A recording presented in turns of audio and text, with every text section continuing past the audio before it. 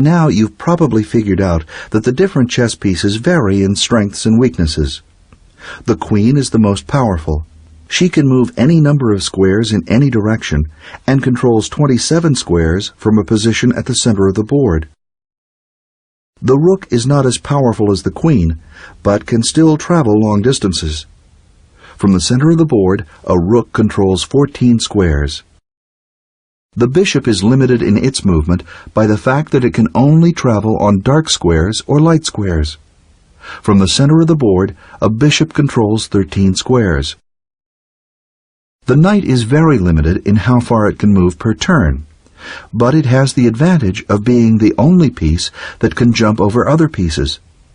From the center of the board, a knight controls 8 squares. Last and least is the pawn. The weakest of all, the pawn can move only 1 or 2 squares at a time, and in only one direction.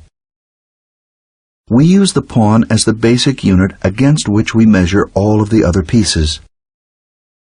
In relation to a pawn, the knight is worth 3 points, the bishop is worth 3 points, the rook is worth 5 points, and the queen is worth 9 points. No value is assigned to the king because if you're about to lose your king, you've lost the game. Try to memorize these values, as they'll be very useful to you throughout your chess career.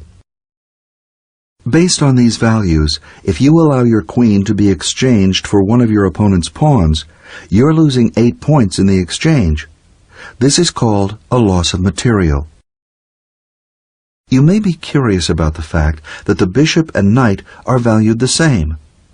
Both pieces have strengths and weaknesses, but many chess players have come to believe that a bishop is slightly more valuable than a knight, though not as valuable as a rook. Using both bishops together, so that both light and dark squares are covered, can be a powerful combination. Material superiority can often determine the winner of a chess game. Piece value is something you should keep in mind when you consider your moves.